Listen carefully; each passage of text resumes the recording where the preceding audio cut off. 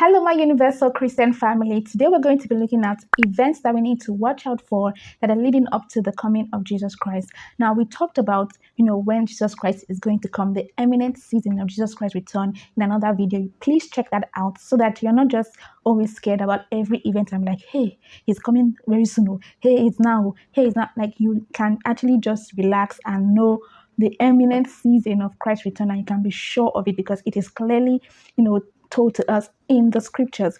But today we're going to be looking at events to look out for so that, as we begin to see these events begin to unfold, we can say, oh, we are getting closer and closer to the imminent season of Christ's return. Now, we're already in the end times. We know this. So, this is going to be for us to watch and pray as God told us. So these are the things that we're going to be watching out for and what we're also going to be praying about. Now, for those who are new to this platform, this is Universal Scroll, the Universal United Christian family open to all desiring to discover God better and grow spiritually. As I often like to say, we are not bound by any denomination or doctrine. We simply use the Bible as our sole standard for everything that we believe. And if you love this, then please, you're welcome to join the platform by simply subscribing to our channel, clicking the notification bell to get notified when we release a new video. And don't forget to like this video and share with your friends and family so that we can spread this message across the world and we can grow this universal Christian family. Now, without wasting much of your time, let's get started. Now, we know that before Jesus Christ comes, there's going to be the birth pangs. And just like, birth pangs, there's going to be, how will I say it?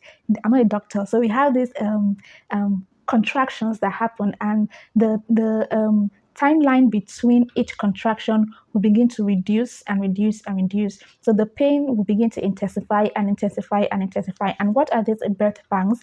What we're talking about is, there are going to be wars and rumors of wars. They're going to be, natural disasters, earthquakes, hurricanes, and all the rest, all the natural disasters that you can imagine. Because of the wars, because of the natural disasters, there's going to be famine, there's going to be hunger, there's going to be a lot of death. Now, these are just birth pangs. And I know some people will be like, well, these things have been happening since you have been seeing wars, you have been seeing natural disasters, things happening in the world. And I'm like, remember I said birth pangs, when the contractions are becoming shorter and shorter, meaning that the intensity of the pain is going to be increasing and we'll be feeling it a whole lot more. So we can see that the world is getting intensely, dangerous. And we can see that there's this agitation that people can already sense that, things are getting heated. Things are getting heated. And that is just, the beginning. This is just the birth pangs like we are seeing. And all we need to know is that these things are going to keep on increasing. But there are actually more signs that we need to look out for. Now, another thing that we need to watch out for is the intensity in the persecution of Christians. And this is because of, the fact that we will be kicking up against the, latest trends and policies that are being implemented that go against the will of God, and also because of our stand not to bend to the system of our times. Because when we see that, this antichrist, systems, or I'll say prototype, because there's going to be a lot of things that will be going on in line with, putting in the system that would, accommodate the system of the beast. Christians are going to be kicking up against it. Christians are going to be speaking up against it. Christians are not going to be aligning with the norm. They're not going to be aligning with the policies being implemented.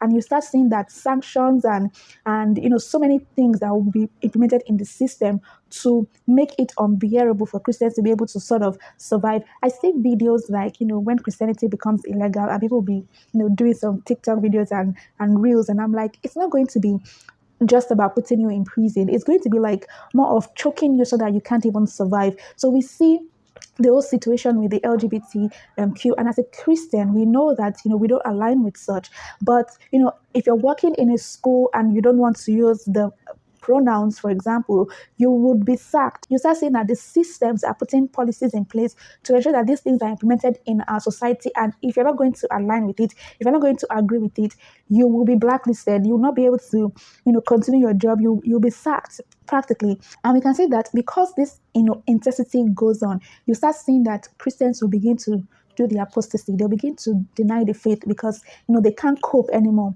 They want to work in the most luxurious place. They want to work in very nice companies, but those companies have policies that warrant them to do things or say things that are contrary to the will of God, and they have to choose. And how many people are ready to choose and decide to lose job, lose opportunities, and lose so many things for the sake of the kingdom. So there's going to be a lot more policies being implemented. We are seeing the start of it. We saw 2020, we saw this happen really. And when they said no jab, no job, we saw this, and this is against your rights. And there's still going to be a lot more policies that will be implemented along the line that will make it almost more like very difficult for you to survive, because either you bend to it or you don't and suffer the consequences of now building a community for yourselves. And this is why I would always advise Christians that the reason why I'm saying this is not just for us to know these things, for us to watch out for it, for us to prepare ahead for it, where Christians begin to come together to create systems that will help one another out. So we're having Christian organizations, Christian entrepreneurs, Christian businesses that are, building things in place and are helping one another, employing our people when they begin to kick them out of places. And we begin to think of how we can create a system around ourselves that will be able to kind of like build a community for ourselves to be able to survive for the longest when these things become more intensified and more intensified, and to ensure that our companies do align with such policies. So we need to watch, prepare, and pray, definitely. Another major event that we need to watch out for that is leading towards the coming of Jesus Christ is the building of the temple in Jerusalem, because the Bible lets us understand that the Antichrist is going to, stop the sacrifices that are going on in the temple. He's going to desecrate the temple. That means that there is going to be a temple for him to desecrate, definitely. So there's going to be a move to build the temple, and we're already seeing that move to build a temple in Jerusalem. So we need to be watching, because when we see that the temple is being built or has already been built, then we know, this is getting very, very close, because we know that this thing is tied to that temple. Now, another event that we need to be watching out for that's leading up to the coming of Jesus Christ is the emergence of the Antichrist. There have been so many speculations on who this Antichrist is, and so many people have said so many things. They've called every political leader, every major person in politics, in controlling things in technology, they've called them the Antichrist, and there's so many speculations. But there is one major thing that allows us to put a finger and say, yes, this is the Antichrist, and that is when he desecrates the temple in Jerusalem.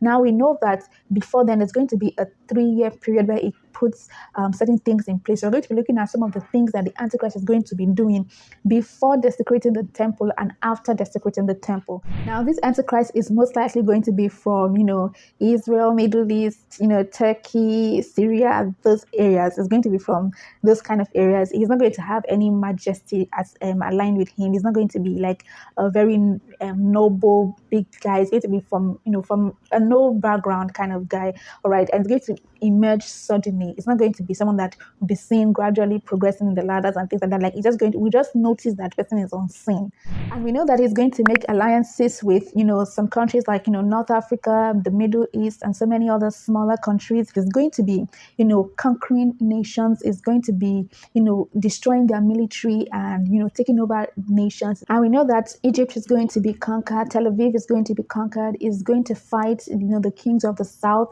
and it's going to disarm many military. It's going to be taking over lands and properties and regions and places and countries. It's going to be taking over these places, and it's going to be sort of building its government in a sense. Now another major event is that it's going to create a peace agreement with Israel, but after 3.5 years it's going to abandon the agreement. So when it's doing all of these things, we can begin to pinpoint and guess. And if you're watching the times and you're seeing the unfolding of these things, you will know that it is most likely this guy. The more the events begin to unfold, the surer you will become of who this person is.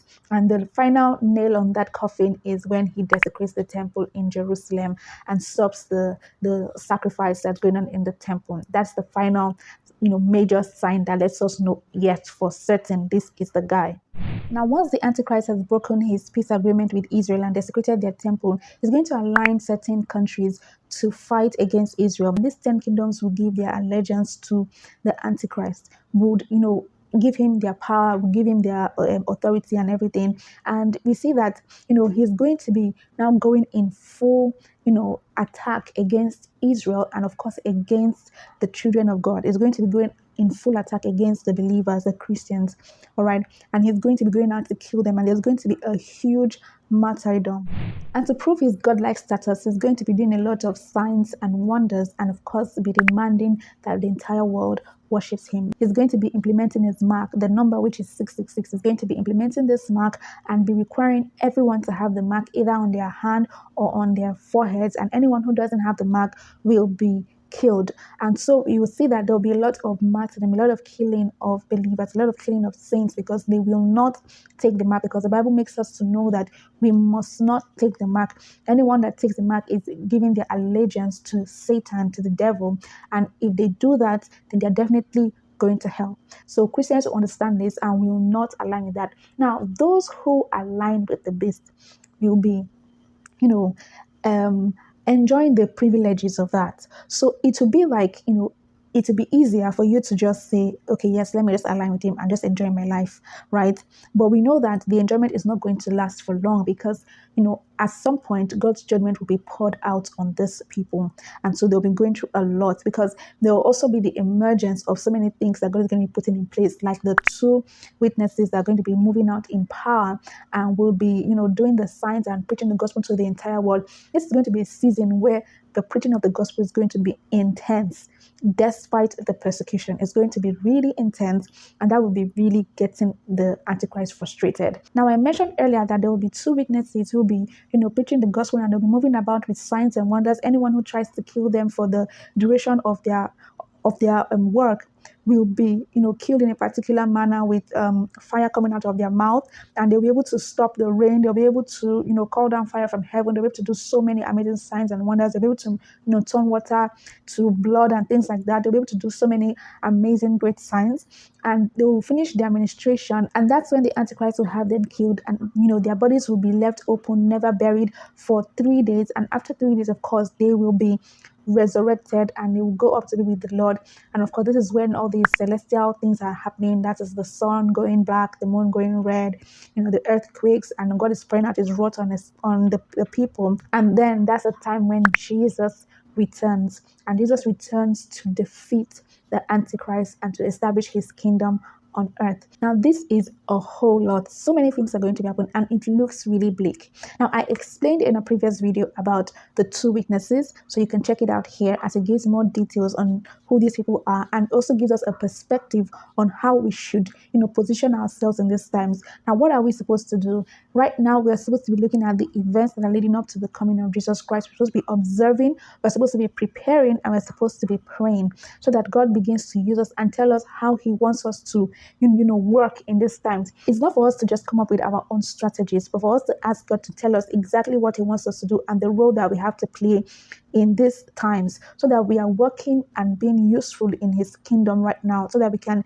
help one another and God can use us, for the great good of what he's doing, so that we are working in alignment with his will and not just working out of fear, because it's very easy for us to work in fear because of the, tremendous amount of persecution and things going on around us. It's only those who walk in alignment with God, who hear God's voice, that will be able to continue, because there'll be so many distractions. There'll be so many people deceiving people. There'll be so many false prophets that will be telling you, oh, it's no big deal, you're overthinking it, or it is nothing, or you can take the mark, it's not really the mark, it is not the real deal, this is this. They'll be telling you all sorts of things. So it is you who can hear God for yourself. The Bible says, my sheep hear my voice. It is those who can hear God for themselves that will not get deceived by the tricks that are going on here and there, and will not get deceived by the signs and wonders of the beast and all the pretense, because it's going to be a huge deception in these times where people can easily fall for the trick. So we should not think that it's going to be so plain as day. It is those who understand the scriptures. It is those who understand the will of God. It is those who are in a relationship with God, that those who can hear God's voice, that will be able to decipher all those things in the midst of the deception and know that this is false and this is true. Now, the great news is that Christ comes and we win, and we're going to be resurrected, and we're going to live forever in eternity in an amazing state, without any pain, without any weeping, without any crying, without nothing that is evil, just amazing life all through. And that is what is awaiting us, and that is the hope that we have. So we're not going to be moved by fear. We're not going to be moved about all these things that are going on around us, even as at today. We're going to be positioned and ready and be like soldiers that are ready for battle so that we're able to, prepare to give up our lives for the sake of Christ. Thank you so much for watching this video. I hope it has been quite insightful for you. If so, please ensure that you subscribe to this channel, click the notification bell to get notified when we release a new video, and of course, like this video and share with your friends and family so that they can grow spiritually, so that we can build this platform and get the message of Christ to as many people as possible and spread the message. Let's work together in doing this. Thank you so much. We can hang out on our social media pages on Instagram, Facebook, and Twitter. Love you all. Bye.